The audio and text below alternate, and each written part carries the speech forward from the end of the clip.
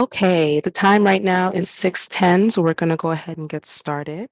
I hope everyone can hear me. If you guys can, just please go ahead and throw up some, anything in the chat or some thumbs up.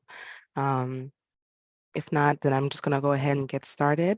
I know we don't have as many people right now, but I did send a reminder email and some text messages as well. So hopefully people just are able to come through when they can. I know there's a lot going on this evening, and I just appreciate everyone for taking the time to be here and receive this really great information. Um, so yeah, let's go ahead and get started. This is our Black Educator Institute Career Advancement Workshop, and this workshop is specifically tailored for the career advancement for Black educators specifically. And we are lucky enough to have some guest speakers from our recent Black Male Educator Summit this past March. Dr. Ayana Gore, who will be joining us later. She said that she's in traffic right now. And then Dr. Jackson. Both of them are just kind enough to speak with you guys and share information that they have, some tips about career advancement and what that looks like for Black educators, several different pathways, things like that. So I just want to start off by saying thank you to you guys for showing up. Thank you so much, Drayton. I hope this is a great workshop. Yeah. Yeah, definitely.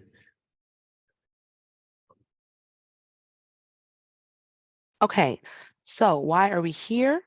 Um, this is our agenda. Pretty much, I'm going to go through the agenda. So first, we're going to talk about why we're here. I'll do, introductions of our workshop, of our guest speaker, excuse me, and then we'll just talk about a few benefits to career advancement and career development for Black educators specifically, the good things that can come out of things like that. And then we'll have now that we initially were going to have Delbert Richardson speak with us as well. But now that it's just going to be the two, but he had to cancel last minute. I'm so sorry about that. But since it's just going to be Dr. Ayana and Director Jackson, it'll be about 20 minutes that they'll both have to speak, maybe a little bit longer, depending on questions and things like that. Can you guys still hear me okay? Yep. Okay, cool. Then we'll go over some local career advancement opportunities and resources for Black educators, and then we'll finish off with just upcoming news, events, things like that. Okay. So why are we here? You guys are here to learn about the benefits of career development for Black educators, to be introduced to local career advancement programs, and then to hear about the various pathways from our guest speakers.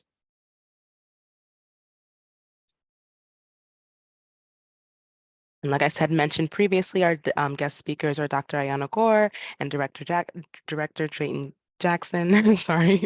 No, Uh, Hi, Ayana. Thank you so much for joining us. Okay.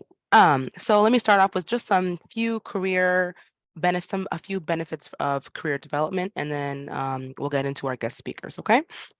So some benefits of career advancement is professional growth, especially for Black educators specifically. Career advancement, it provides Black educators with the opportunities to enhance their skills, knowledge, and expertise.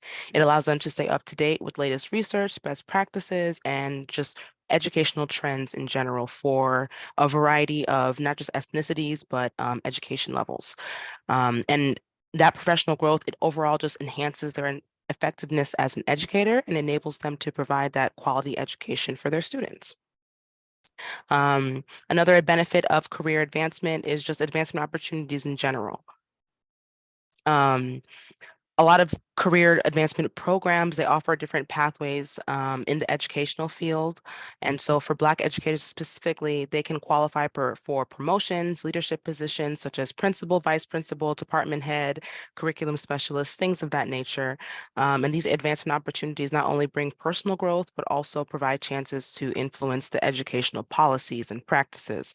That's why it's so important as Black educators to do as much as we can, because you don't know how powerful your reach is until you actually put yourself out there. Yeah. I will definitely say that's something I learned from our summit. Most recently, just listening to Lakeisha and Drayton speak about being on the school board and the benefits of being on the school board and how you can finally put the power back into our own hands as Black people if we just, utilize the resources that are around us. Okay. Some other benefits are increased job satisfaction. So Black educators who engage in career advancement or career development activities, they expand their knowledge and they acquire new skills. And that just leads to overall increased job satisfaction. It also motivates Black educators to perform at their best, knowing that they're putting in this effort or putting in their best for a better outcome. This satisfaction, it positively impacts their learning environment and obviously, as most important, benefits the student and creates positive student outcomes as well. Breaking barriers. So as we all know, historically, Black educators have faced several barriers and inequalities just within the education system. And career advancement opportunities or career development opportunities can help break down these barriers. It equips Black educators with the skills, with the credentials, with the knowledge needed to navigate these challenges successfully. It allows them to overcome biases and discriminatory practices. And like I said previously, just opens new doors and opportunities that were previously limited or unavailable for Black educators specifically.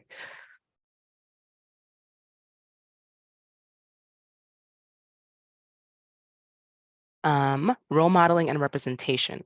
Black educators who engage in career advancement and do honestly become role models for their students.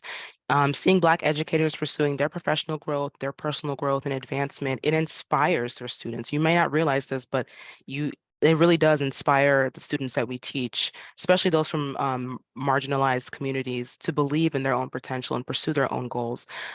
Growing up, I grew up in the suburbs of Illinois, and I think I had like two Black educators my whole from K through 12. I think I had two Black teachers my whole life, and just being just being, the opportunity, having the opportunity to experience being in their classrooms.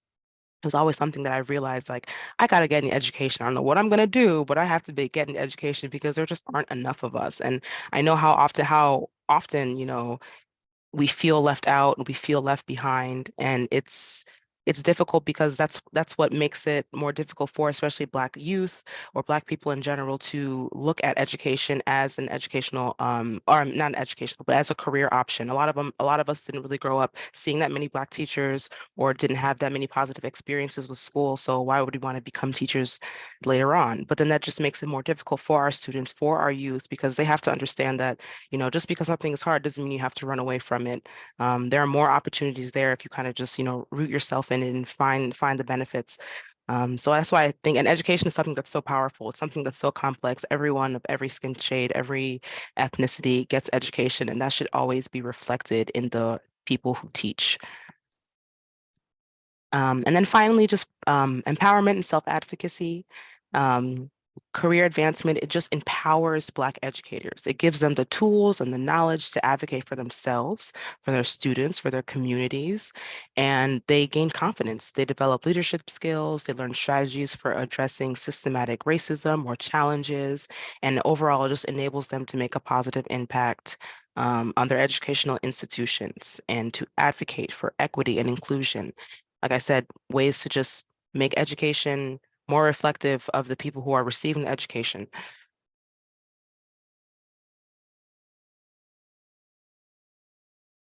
Okay.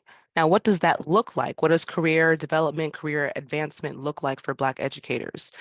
That could be fresh professional development, workshops like these, areas that are culturally responsive, classroom management strategies, equity inclusion, leadership development, the summit that we just had in March, things like that. Those are examples of professional development opportunities. Mentoring opportunities, Black educators can benefit from mentorship programs and connect them with experienced professionals who can provide them guidance and support, advice, and then leadership roles in general. Like I said, creating those leadership pipelines and those succession plans to actively promote diversity, to actually actively, promote Black educators and make sure that they're represented correctly, excuse me, it just helps to ensure that Black educators have equal opportunities to advance in their careers.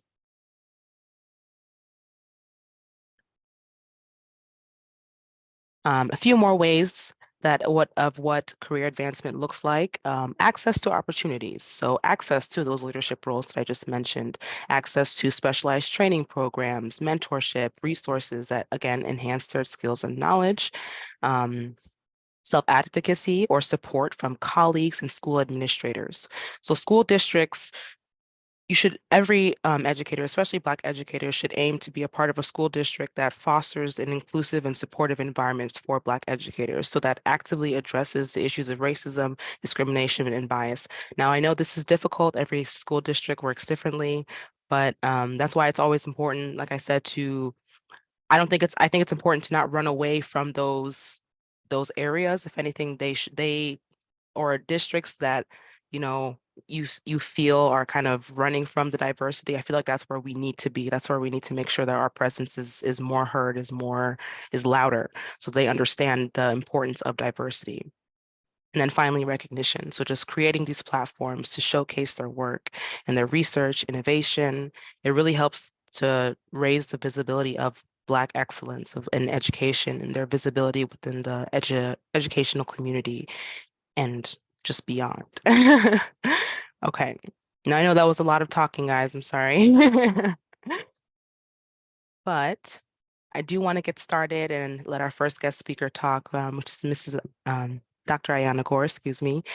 She graduated with her doctorate in educational leadership from DePaul University in Chicago, which is where I'm from also, and focusing on leadership development and curriculum studies. She focuses on providing support to educators with cultural competency lens and providing professional development and instruction to school leaders around the curriculum design. Now she's the vice president of selection for Teach for America and working on creating equitable selection systems within organizations for CEO slash founder of Gorgeous Incorporated, which consults and coaches schools and individuals focused on health, wellness, and anti-racist lives. So she's kind of awesome. I'm just gonna let her go ahead and share with you guys. If you want sharing capabilities for the screen, yes, okay. Let me go ahead and Thank you. no problem. Stop Well, you my did my share. intro already. I was going to introduce myself. I guess I don't have to do that. You still can. I'm sure you probably do a better job than me. But I appreciate it. No, I appreciate it. So now you know a little bit more about me. Yeah, I'm excited to talk about building professional visibility. And as was shared earlier in my bio, I consult, I support school leaders, and the biggest thing is around just like transformational impact. But I myself, like, am a Black educator. I was very different. I had a very unique situation that I didn't realize was not the situation of everybody, but from second grade to eighth grade, I had 100% Black teachers. Wow. From second grade to eighth grade. And it wasn't until I was older to realize, like, oh, everybody doesn't have yeah, I was the opposite, but for experience. me, yeah, when I hear that, I'm always like, whoa. It's just so crazy when I hear that. And it's also for me to like realize like what a privilege that was. And I remember going to high school and then going to college and how amazed I was when I was like, oh, you don't know all the verses of the Black National Anthem? I had to learn it in third grade. And I was like, oh my goodness. Now when I sit back as an educator, I'm like, wow, those teachers who knew that it was a rare moment that they had this school that was 100% Black. I was like, man, I wish I could be a fly on the wall in those meetings where they were like, well, we're gonna have the kids learn this, we're gonna teach them this. They gotta know every verse of the Black National Anthem. They have to, we have to say the Black Student Pledge every week. It was just, I remember learning it's a poem like, hey, Black child, do you know who you are, who you really, really are? These things are so important. And what's even more important about these things is that those same teachers that I was exposed to did advance their careers. They're now, leading in spaces. They're counselors, they're consultants, they're doing a ton. My second grade teacher wrote my first reference letter when I went into education. And so it is important that we continue to focus on like career advancement, that educators aren't just getting siloed or stuck in one place. And I often like to share this bit. Michelle Foster, who wrote Black Teachers on Teaching, she did a narrative analysis and interviewed all of the Black teachers who were a part of the desegregation of schools and asked about their experience. Many of those teachers lost their jobs when schools got desegregated. Principals became bus drivers when schools got desegregated. Teachers had a very hard time finding jobs, and now the segregated schools. And as I'm reading this book, I'm reading these stories, I'm reading these narratives, and I see the teachers say, we weren't asking to not have a job. We weren't asking to not have a place. We just wanted equal resources. We wanted equal opportunity. And yet it was stripped away. And that resonated with me so much. And so I'm all about career advancement and how important to advance your career as a Black educator is a revolutionary act. So I want to talk about one aspect I've done with this. It's so many aspects to do, but one aspect I've done with this is building professional visibility. And as a consultant, it is something that is, I wouldn't be able to have my own organization, my company, if I was not intentional about building visibility.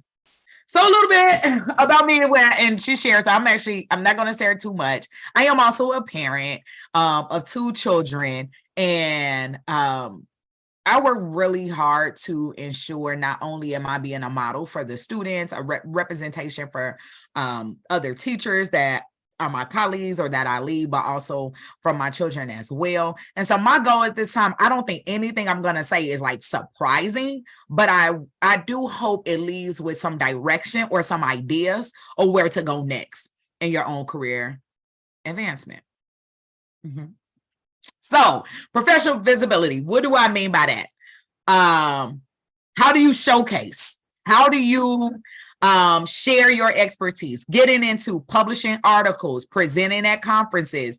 A lot of what you just shared earlier, Chelsea, just around like connecting yourselves with different organizations, webinars, of course, social media.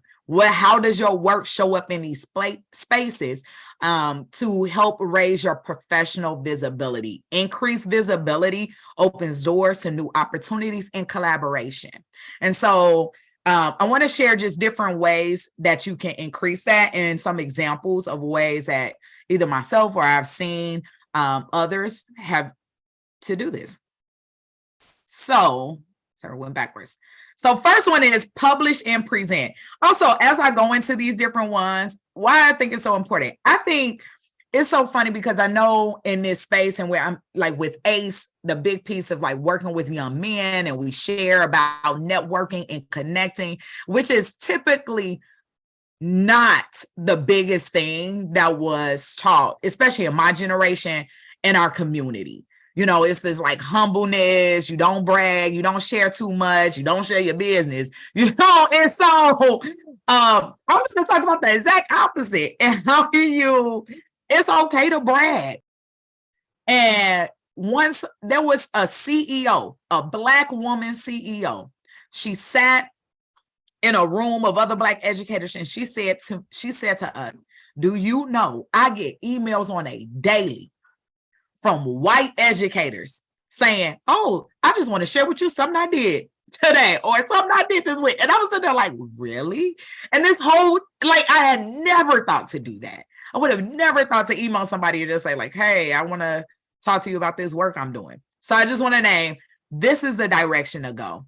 You want to share your work, your expertise by publishing papers, articles, chapters in books. Present your research, your findings, or your ideas, your innovative ideas at conferences, workshops, spaces like the ACE Summit, and platforms. And especially now in this day and age with social media, sometimes it looks like, oh, is it hard to like publish a book or to get your chapters out? It's actually very easy. And I want to share some ideas.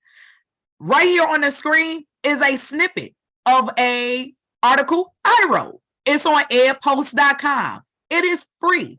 Now you write something, you share your idea, you'll submit it. The people there and the publishers there, they will reach, if it's something intriguing, they'll let you know, oh, we want to go with it. They will work with you on it and tailor it to make sure that it is great for their audiences, and it will go out. But there's so many other different ways to do this. Everything I have listed right now on the screen is a free way to get work published. So Education Sciences, the International Journal of Education and Research, Journal of Education and Learning, the Journal of Research and Innovative Teaching, Teaching and Teacher Education, and Electronic Journal of Research and Educational Psychology. If you have an idea, if you have a thought, or like even as you can see in one of the pieces that I push, I've put out a couple. I think one time I remember when Black Panther came out, and I was like, oh, I was so motivated by like the culture there. And I wrote a piece like, man, how do we take this and implement it in schools? And that got picked up, like, because everybody thought that was hot and Black Panther was new. So, but if you bring an idea that's innovative and that will reach audiences, people will want to get your work out. Then you take these articles and things that you share in your thoughts, and you put them on your LinkedIn, and you show people like, I have these ideas. I am creative. I have research or thoughts about this work, and it does not have to be super in depth.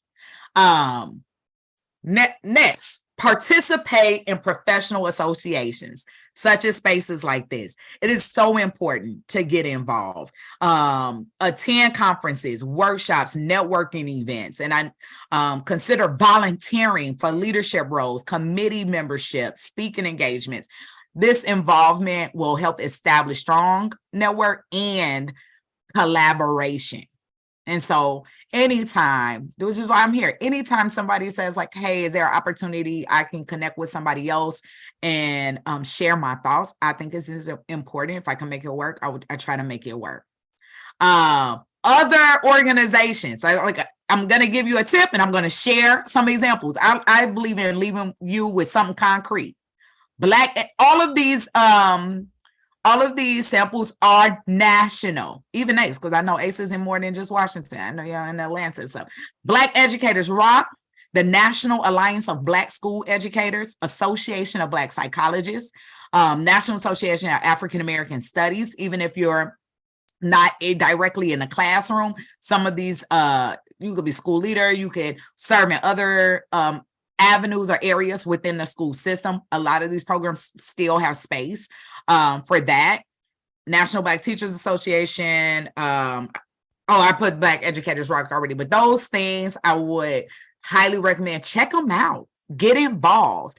There's a conference that's happening this summer for Black educators in Boston. It is both in person and it's virtual. And the whole theme of it is about how hip hop shows in education. I was like, oh my goodness, I'm excited not only to participate. I was like, I would love to speak at this. I used to do a lesson every unit called the remix. And I was like, my students could remix a song with what we're talking about in class. Let's get it. And how that built investment. But this is being in community with other educators and connecting and learning and growing together. Next is, of course, is the social media. We got to leverage the LinkedIn, Twitter, blogs, posting regularly, content that relates to your passions. You're passionate about culture, talk about culture. You're passionate about Black history, write about it, talk about it. You're passionate about leadership, you're passionate about representation, you're passionate about the politics in it or school rules, etc. Start to talk about that. People will start to link like, oh yeah, or share your posts and share your thoughts. And it just takes one post to go viral. and people see it and it goes around. And so engaging with other professionals and then share your work. So for example, this is a video. You probably can't hear it because I didn't share sound, but this is a video of me presenting. And I posted this on my social media and was like, hey, it's just a snippet. Anytime I present, I ask somebody like, oh, record a little bit. Somebody in the audience, can you get a snippet on my phone? And I immediately post and say, hey, this is something I'm doing. Even for this, my mama just recorded me a little bit. Now she's gone. And so I say, so I can share it on social media and people can hear a little bit of my voice and my thoughts and make me real, humanize me in the work and in my passions. I'm gonna go back because this is so connected to what I just shared. Seek those speaking engagements. Actively pursue speaking at opportunities, guest lectures, talk at schools, panels, keynote presentations. There are schools, colleges, networks. Someone is always looking for somebody to bring a message. I'm about to say a word, but y'all can say I'm a daughter of a Black Baptist pastor, not a word, but bring a message in front of people or students and audience. And I think that's also connected back into like that social media. You can also speak on your social media, go live, share your thoughts. And it's pick one thing. Don't make it too deep. It's like, hey, today you experienced a microaggression and talk through how you work through that and share that insight. Or today you had a really strong win in a classroom or with a student. Share that. Collaborate and network. Seek opportunities to collaborate. It is always great to like connect with someone else. That last video I just showed you, I was collaborating with somebody else in that space. And it was great. Like, okay, we can get this opportunity and do this together. Research partners, professional development. Though I am a consultant, I honestly often partner up with other consultants and say, hey, let's bring our skill set together and offer X, Y, and Z to this event or to this school or this coaching. Exchange ideas, build connections. And honestly, to do a lot of that, to collaborate and network, my example is if you go to Google and Google Black Educator Summits, you will find a ton of opportunities and like so much stuff will come up. And so these are ways to get involved in like the speaking engagements or people that you want to connect and collaborate with. It's just as simple as Googling that. And then whatever meets your interests or aligns with your passions, move forward in that space. I'm trying to move a little fast so I don't take up too much time. I think this is so important. Develop an online portfolio or website, showcasing your work, showcasing your accomplishments and ideas. And sometimes people are like, get what's the word I want to use? Not humble or scared or something. It's just like, well, do I have enough to add? We always have enough. And it's about digging into, and it's about wording. How do you showcase some of the things that maybe you think are so average, but actually really showcase a skill? If you're a classroom teacher and you're like, well, I just teach in a classroom, but what is it? Like in that work, have you developed, have you innovated? I am sure you have created a whole new way or system or structure in your classroom to make something work. Showcase that, make pictures. And make a website, make a portfolio. And for example, this sister right here, Erica Jordan Thomas, she has a website. You can go to ericajordanthomas.com. That is her site. On here, this Black educator who is now a consultant, a 6-figure consultant. She does this full time. Made 6 figures, started with just like simple stuff to say like, hey, this is what I do, this I support. She was a principal in Charlotte and probably we in Washington. Charlotte teachers, Black teachers are getting like that salary you don't even want to know. So the fact that she is now like traveling the world and sharing it, now she consults people to have their own education consultant. That's literally how she is doing it because she's done it so well, I would say. But start with pulling out anything that you have done, you're proud of, and nothing is too small. Getting towards the end is engaging with media and press, sharing out these same ideas.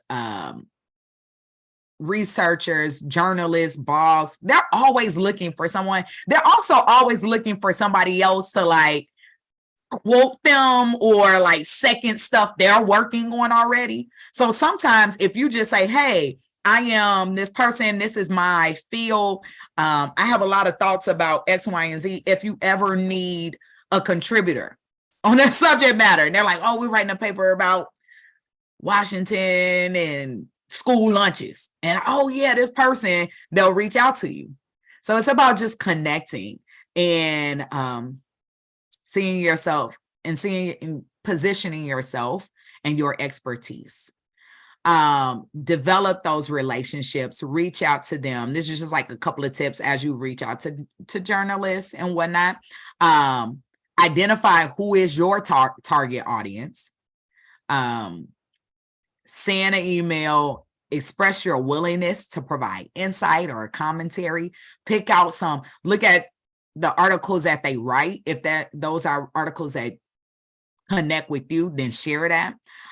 Or if you have a pitch on something to talk about, of course, share that. And of course, in this day and age, social media is your own platform. And there are a lot of different ways you can engage with journalists and media outlets through that way too, and connecting and making comments and sharing that.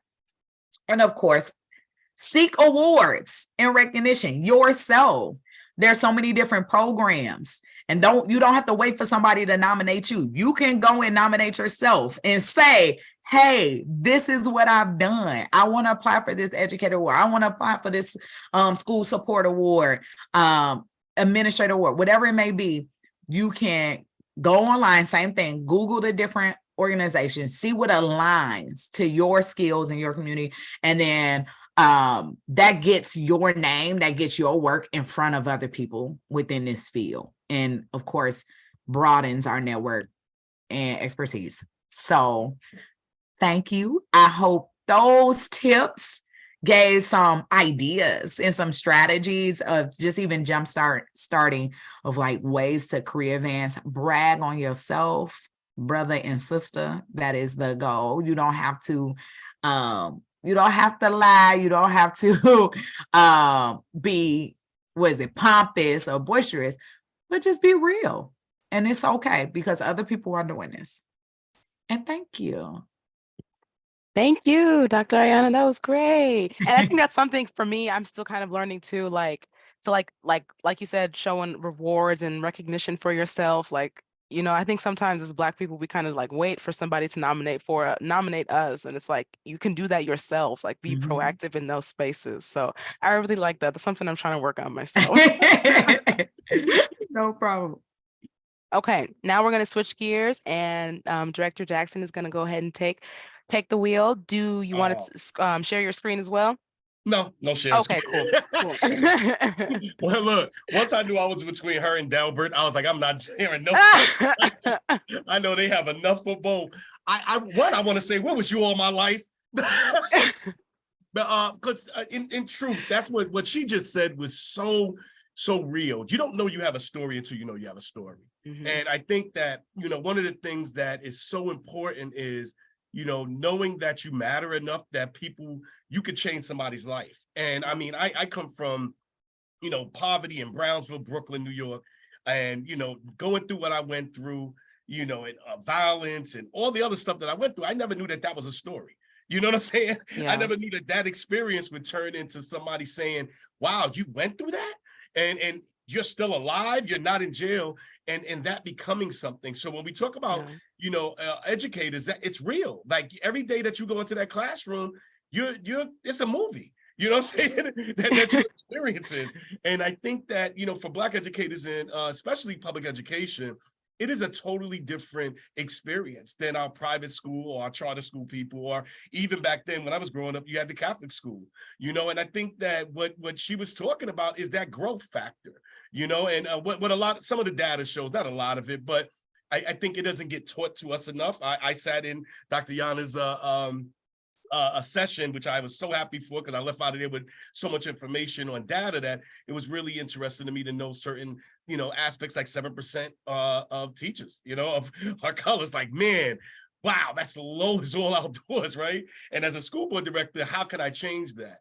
But when we talk about those pathways, I don't think, in Black education, we understand that a lot of those people that have PhDs, a lot of people that have masters, or like, I forgot the brother name from Seattle, Dr. Oh God, the superintendent, Dr. Jones, who has his master's and PhD. Those are the pathways through education that those things happen. Those opportunities come up, that education, hey, we'll pay for you to go and get your certificate, to go get your master's, go get that through education. So those pathways are important to use that. But like what she said, each experience that you have to go out and become more and become better adds to your portfolio of what you're going to bring back to that school and that class. I travel around, like I said, I wish I would have met you a long time ago. I travel around the country talking about my lived experience of homelessness and poverty. And when I got on the school board, it didn't dawn on me that never in a million years would I have thought that the pandemic or a school boards would be the front center of the media, right? But as I got on the school board and these things started to take place, I was going through this experience. And when I started, probably like when 2020, we started to get asked to come out and talk about my experience as a school board director, especially a school board director of color. And, one of the things that you start to realize is that, man, there is something in this. There's a story in this. And just like she said, I'll have somebody from my team put up, I had made a statement at our board meeting because everybody, we had these groups coming at us about critical race theory. And I made 2-3 statements at our board meeting. And I made my confession of my truth about critical race theory and what it meant to me, right? And it made the article, it made national news, so those things is critical, that you always speak your truth, because how you're feeling about it, I've gotten emails back from people down in North Carolina that saw it, people down in Alabama that saw it and said, man, that's the same way that I was feeling. I just didn't know how to say it. Or I was scared to say it at the board, because of fear backlash. And I think knowing your voice, I'm glad that she says that, because it's so important to know that you have that opportunity. And, we have to really understand who we are and what that means to the children that we're serving, right? And them seeing that. I had a student, and I'm on probably my second, but the first student that ever really recognized me in the school board, I went to the class to hear student voices. And, we're sitting in the classroom, and young Black brother that was very tall, and we were just hearing from the students, didn't talk during the student conversation. But after it was over, he came up to me and he just literally said, man, I didn't know you was a school board director. And he said, I just felt that nobody can understand what I'm going through. And then hearing you speak of the things you went through just in your personal life, but now what you go through is even on the school board, it makes me understand that I'm being seen. And that know that somebody like you is there. And he emails me. I said, yo, the email's open. And I don't know, this parents dynamics. We haven't gotten there yet to like meet his parents or anything, but he basically said, yo, I just need to be able to just express. And then I'll hit back every now and then with like, hey, this is why you're going through that. And don't worry about that. Microaggressions is real in Washington State, just to let you know, so, and it's one of those things that our students want to be heard. And our students need to see somebody that look like them, but that they trust. That's the key of it, that they trust. And I'm glad that, the differences that y'all said. And Dr. Anna, I give you a lot of credit, because growing up in New York City, I grew up right in one of the most violent and dangerous neighborhoods. So it was so interesting that we had these white teachers that came in, they were mostly Italian, right? But we had them come into our neighborhood where Black teachers were very scared to come into our neighborhood. And it was interesting because some of the teachers that I really got close to were these white Italian teachers that was so unfearful, but they would give us a lot of confidence. Of course, we had every, little here and there that just, most of you are going to jail type of thing. But the ones that were really brought in was a lot. But it wasn't until junior high school for a lot of my peers in New York City that we saw Black teachers.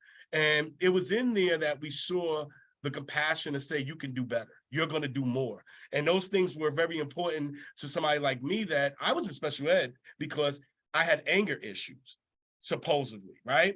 It wasn't anger issues. What it was is that I had lost my mother and I was going through things. So, as we talk about the discipline thing, they quickly, because of what nobody asked me, what's the matter, right? Quickly put me into, back then it was, in a classroom with small amount of children and, away from everybody else.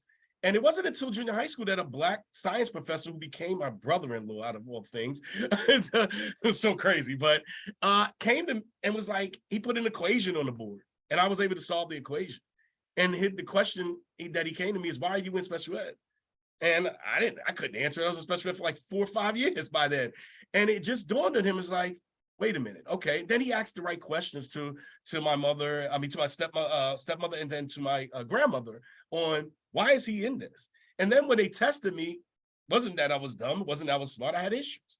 And I think we can only relate to that as Black people and people of color to understand what's going on with us. And you can see something, because like he said, he saw something in me where I had 5 other teachers that were not of color that had me before, and all they saw was the anger part of it. So I think understanding that we need those levels of going up. And when I say that, it's great coming in as a teacher, but we need more principals, right? Especially in Washington State. It's good to grow in as a, maybe a peer educator, but we need more superintendents. And then there's different things. But we also, the reason why I ran, was I didn't see that representation. But I also saw that there was issues that was going on that I knew that, all due respect to the school board school board members that were there, they just wouldn't have understood my lens. And I shouldn't have put that pressure, or we shouldn't put that pressure on them to say, you should understand. They can't. And when I got on the school board, that's what was able to ease their mind, because I came with my lens and my experience. And then they saw that. So the power that I had, I really didn't understand, was not just in my sitting on the school board, but the lens and my lived experience that I was bringing to the school board. And opening my board members to understand, do you understand why that teacher is going through that? Or do you understand why that student is going through that? But if we put this policy in place, have we really looked at what this policy would do to everybody? And I think that that's so important to know the positions. I mean, Tawana Nobles, April Berg have went on to become legislators. They were school board directors, you know what I'm saying? And then they went on to be legislators and bring that lens of not only being a school board director, but their lived experience as somebody of color that is in education. Now they're fighting for that on the other side in legislation. We have to make sure that we are picking those career paths in education to broaden it. And I think what's really, really missing now, and I'm hearing it from around the nation, I'm working with some HSBCUs to really get students of color, but I'm hearing from those presidents that saying, Drayton, nobody wants to go into those fields, especially Black men. And that's what I think we have to work on. And I thank ACES so much for really, being earnest and stepping out and saying, hey, you have a safe space to come to. Get over here. Let's cultivate you, and then really make this go ahead. I want to say something that Dr. Yana said that I really want to address that is so important. We always talk about Brown versus education as that if that was something that we wanted to do as Black people. And I'm so happy that you brought it up, because one of the biggest misconceptions is that Brown versus Board of Education had nothing to do with us wanting to segregate into white schools, right? Let's get that clear. It had to do with that I had a school down the block that I wanted to go to, and they said no. And so my child had to go 7 miles to school when the school was right here, and they denied me, which is against the law. But when we talk about everybody that's lost, and I'm glad that you brought it up, we lost Black educators with PhDs, with master's degrees, that when they integrated in, and mind you, the integration was not our issue. We didn't want that. They forced it because they said, fine, if you're going to do that, then get rid of it. But that master plan was there. But understand what we got rid of. And that fight of, I was educated, I had a PhD. Now, like she said, I'm driving a bus. That was earnest. That was done on purpose to get rid of those as educating ourselves. Little House on the Prairie, I love it, man. It's Todd Bridges episode. Where, he said, I wasn't taught that. I didn't come from that. I was learning from Black teachers. And I think that we forget we were teaching ourselves. We did have the space for us. And the fight that you see now is that fight of us understanding who we really are and being taught that. I don't care about the other side being scared of it, but we still have to be taught the truth of who we are. And I think our younger generation gets it better than my generation got it, everybody else's generation got it. They don't need the word Negro anymore. They got it. They understood it. When my generation didn't understand, I needed that word Negro. I needed to understand what it meant. And I think we're in a time where our youth are saying, we're ready for the fight. We understand our history. We've accepted our history. And I think a lot of us are just not really paying attention because we're saying, oh, they're still children. But if you listen to their voice, they're very powerful in what they want, and they understand who they want to be. And I think that we have to make a lane for them. And not only that, fight for them. Because I think what you're seeing is white students and Black students of youth wanting to be together. And the system of adulthood is saying, well, that's not the way we want it to be. And what you're seeing is that transformation of, I need you to step up and be a teacher. I need you to step up and be a principal. I need you to step up and be a superintendent. They're asking for it. And how you know that they're asking for it is because every time that they see somebody like that, they engage. They don't run from it. They engage. And they say, hey, do you have a moment? In Kitsap County, we have what's called the Kitsap Black Student Union, which is one of very few in our state. And it's not just for school or anything, it's for the county, right? And what this young lady has done is went into our schools and have given students of color a place to voice. And when I say voice, I sat with them on a panel where they got to ask me questions. They told me what was going on, right? They told me of the microaggressions. They told me of not seeing enough students of color. Teachers of color. They told me how they just don't feel heard by white teachers or by white administration. So what is that telling you? They're saying, who's stepping up to be that for me? Who's stepping in to say, I need to see you and have a safe person I can talk to? And we need to do that in all fields, really, but definitely understanding that today, the path for education, especially for education of administrators of color, teachers of color, it's the time, because the students are thriving and wanting to see, hey, you show up and I'm going to show up, because we have to fight this fight together. And I think that what ACES is doing, and what, thank you, Doctor, for at least consulting in that, because it's very important to have people that you can lean on, because districts don't know how to do it. And we need sometime that outside voice to come in and say, hey, let me show you how to do it the right way for it.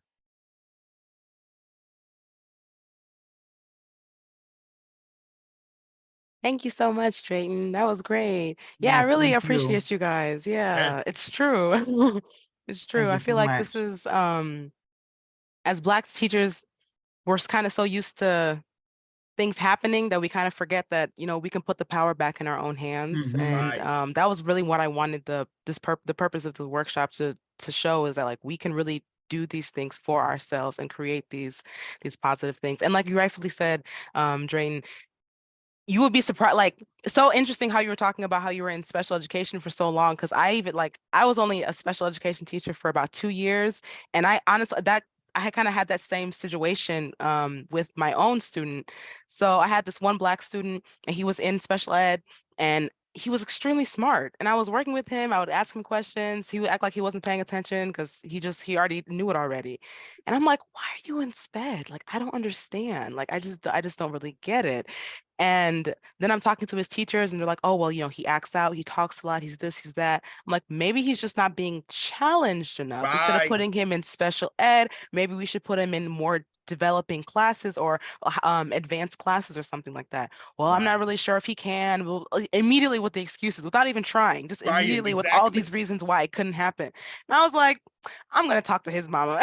Exactly. Figure out. That's I went straight exactly. to his mom, That's and I exactly was what my like, teacher did. your son is incredibly brilliant, and I don't think that he needs to be in special ed. She's like, oh, this is what I've been saying for the longest time. They've been trying to put him on an IEP. They've been doing this, they've been doing that. And I was like, okay, we're gonna do something. And I even went so far as talking to the principal, and then we got him pulled out of sped, and then we put him in like advanced math and advanced English class, and he was completely fine. And I was See? just like, as Black people, like, sometimes we don't, like, we see it in ways that other people can't see it, and that's why we got to be there for each other, to be like, no, Yeah. no, get out of here. This is where you belong. So I really Exactly. appreciate that. Thank you. Thank you, Yeah, brother. And thank you for absolutely. being And that I teacher. it's so much of what you were saying, Director Jackson. I was like, ooh, that connects with me. And I mean, I have a similar story, and this is why I studied when I went to get my master's, and somebody helped pay for that. That was like always, you got to seek out those resources. I in my master's program, I did a focus of special education. My mom shares this story, which is, if you remember, a part of my story, I said from 2nd to 8th grade, I have 100% Black. That's because in 1st grade, I had this white teacher that told my mom that I needed special education services. And one, let me just name, is not to knock that, because if a child needs that, that's great. And take those opportunities to share it, but it's because it was just like overly used in such negative ways in our community. There's this taboo way that when somebody really does need it, it could be hard to like really build that trust unless they see somebody that looks like me sitting in a special education seat. But they told my mom that, and it was another teacher that went to my mom and was like, let me tell you something, your daughter don't need that. My mom transferred me from that school to this all-Black school, and look at me today, I'm a doctor. Exactly. When I graduated, my mom was like, I just remember when you were in 1st grade. Because that's the trajectory of us destroying us, and then it gets put back on us that, oh, we can't achieve things because it's already taken away from us. The rhetoric that I hear now, and I really say it's a little bit of rhetoric, is that, oh, you're taking our children away from us. That's coming from an epiphany came to me so powerful over this thing, because it kind of was a reverse thing, right? Because I hear that from a lot of the other side of saying, well, you're taking our children away from us. And I had to sit with my son one time, because thank you for saying you're a parent. I always missed that I'm still a parent, right? With 2 sons and 6 daughters that's out in the world. But it was something that a parent had said at one of our board meetings, like, oh, you're advancing my child, and he's not smart like that, and you guys are pushing him through, and he doesn't understand the work. And it really baffled me, because I was understanding that's what I kind of went through, where we couldn't go forward unless you passed and go through things. And I went to the teacher, and I had to ask, like, is this kid really, like, are we doing that to? And he came to me and he said, no, this kid is like the 3rd smartest kid in my class, man. And what it is that, like, with me and my son is like the smartest person, right? And they have tried a number of times, like, oh, he needs to be on medicine, he needs to be this, but he's thinking so much, right? Because I go right to the grades. You get to go to behavior, but I'm going to the grades. Where is he fail? All right, so he's not failing. All right, so his behavior is something that I need to work on, or we need to work on together for that, because I think what we constantly are confusing, they're growing up, right? So we're not leaving room for growth. We're not leaving room for somebody's going to play in the classroom and all of that. So, it dawned on me that I'm sitting with my son that's doing math in a way that I don't know how to do it. And I'm like, dude, I'm gonna be honest with you, man, I don't know how to do it. And that sinking feeling of that, what they teaching us doing? So that I get that as a parent, that you feel that you're disconnected from your child, because the way that they're learning is not the way that we learn, and you can't help them. And that's where you see that conversation of, the school districts are taking away from their children, but it goes back to us with special ed, right? It's, what are you saying about my child, and what are you really paying attention to?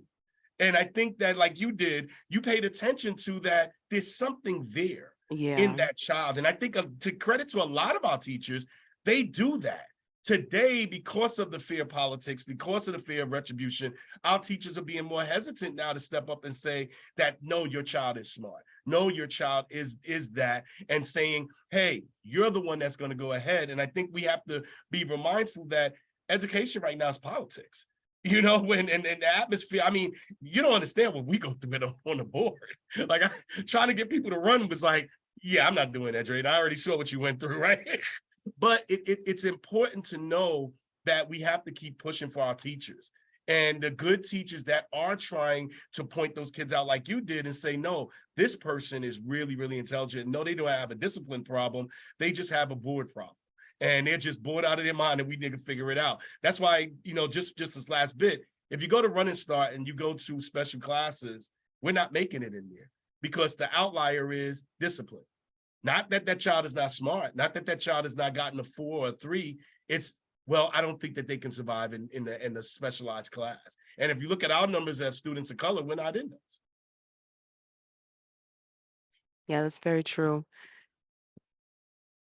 Okay. Well, I had some questions I was going to ask, but you guys kind of already answered some of my questions. I know we don't have that many participants, but if I would like to open the floor, just give maybe like a minute for anybody to ask any potential extra questions that they might want to before we just move on with the closing remarks and upcoming events and things. Thank you, both of you guys, Director Jackson, Dr. Ayana, so much for your insight and just for taking the time to speak with us. I really appreciate everything that you guys were saying. I think this information is so necessary, and I like being in spaces like this where we can talk openly about it, but then also make sure that we're, planning for the future and making steps to move forward. So thank you again. I appreciate it. Thank you for And it's having me. recorded. It's recorded, so it can Yep, go and back it's out. recorded. Exactly. Oh yeah, Yes. definitely. All this information will be shared. We'll make sure that we upload it to the YouTube and share it with as many people as we can, because this is good information. And I think another reason why, as Black educators not doing as well as we could be is because we don't know that there are all these different resources, workshops, just opportunities available to us. So as much as we can put it out there is really good.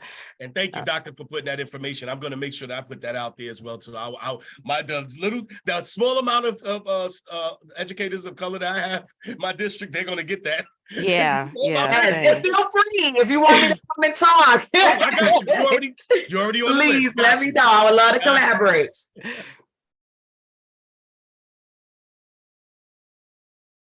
All right. So any questions for anybody? I don't have a question. I dropped in a little late, but No, that's okay. I'm sorry. Conversation. I'm an educator at Rainier Valley Leadership Academy. So I just got home, but I missed Ayana's part, but it's okay. Yeah. Well, we have a recording. Thank you so much for showing up, even if it was yeah. late. We really appreciate your presence here. So thank you so much. Yeah, I came I'm actually in hoping to visit. I'm mad I missed it. It was good. No, it was. I'm actually hoping to visit the Leadership Academy in a few weeks. So hopefully we'll see each other soon. I'll be there. Yeah. I'll be there. Okay. Is that my friend DJ? Hey DJ. It's Ayana's little baby. Want to say hello? Hey DJ. Say hello. Okay. He acting funny today. That's okay. He'll be an ace one day. Yeah. Okay, let me just go ahead and rip through some resources, some different career advancement resources that are available. And then we'll just get out of here pretty quickly. I know some of you guys have been here for a while. So the first one I wanted to talk about was STR, and that's Seattle Teacher Residency. And this is a program that's affiliated with UW, and they just focus on the acceleration of student achievement, but specifically for educators of color.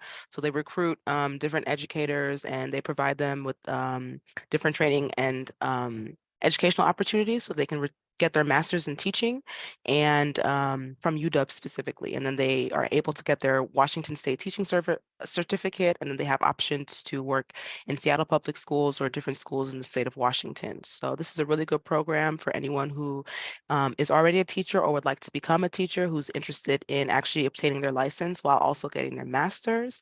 And like I said, this is through UW, so that's a really great opportunity.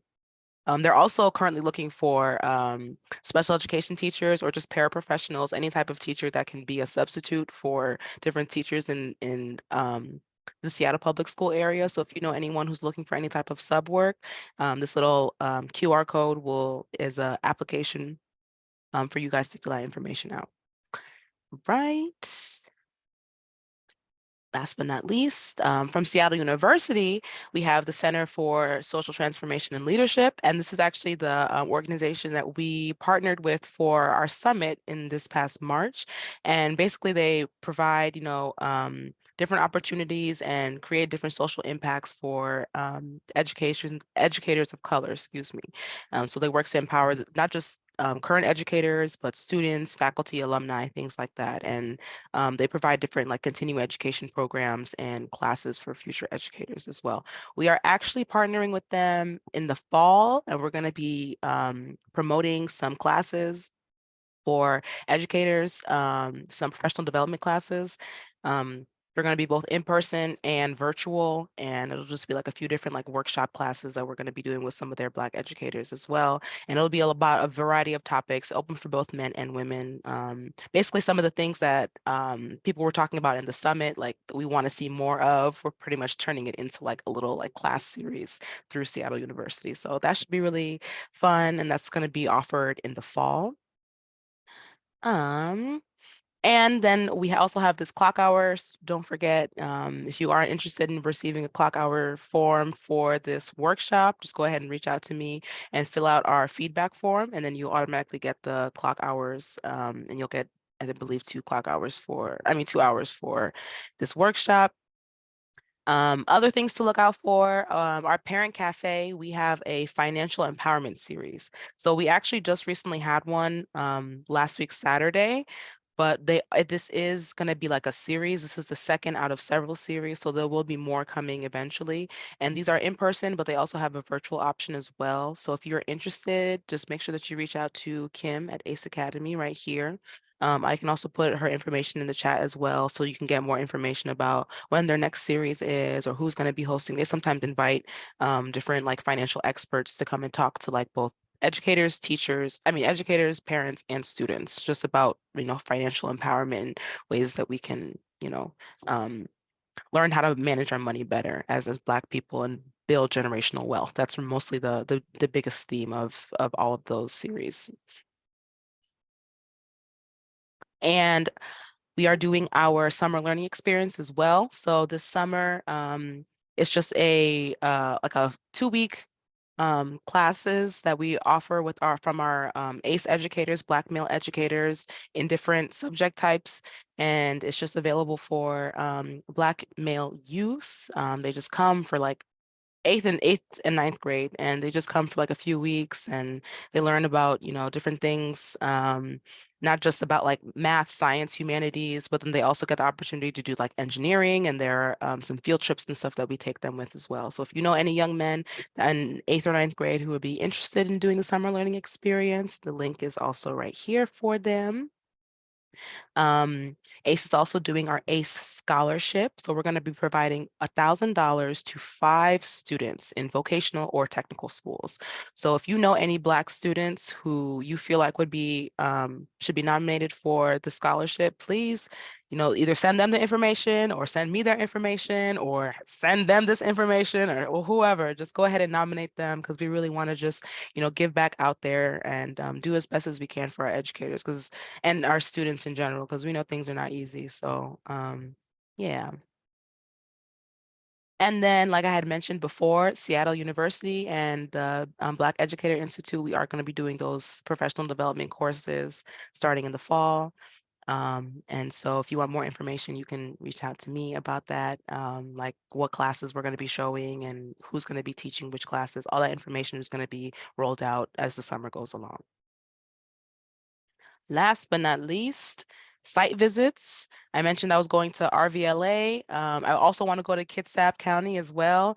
But ACE and BEI, we're just trying to get out there. We want to visit as many different local schools and programs as possible. I'm going to be meeting with, I'm going to Olympic Hills tomorrow, and then I'm going to Meady Middle School next week. So I'm just trying to get to as many different schools and locations to reach out to as many Black educators as we can, just so that they know that we exist, and B, that they know that other opportunities exist, like we're talking about today, so that we can show them the benefits of being a Black educator. We don't have to just be just an educator. There's so much more that we can do.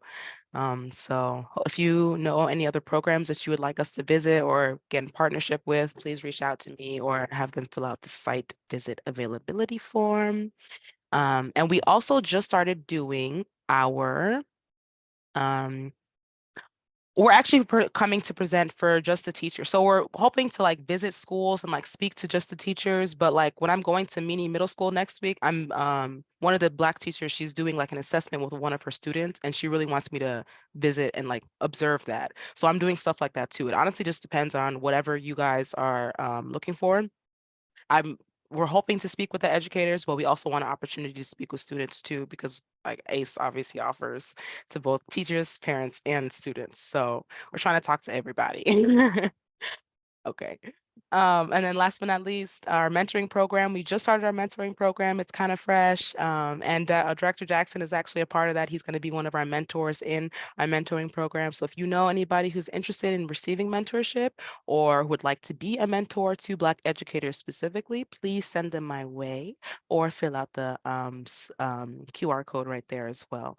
And then this PowerPoint will be made available to you guys on our website. So if you or any links or any information that you guys want to know, it'll all be there. And I'll also make sure to put all the information on our social media too. So should be available for everybody. And that is it. We ended like 15 minutes early.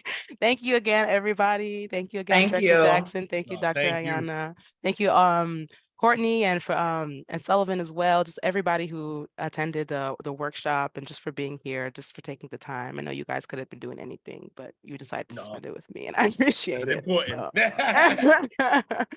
Thank you so Indeed. much. Have a good evening. You have a good Everybody, evening. You guys have a good rest of your everybody. night. Bye. You too.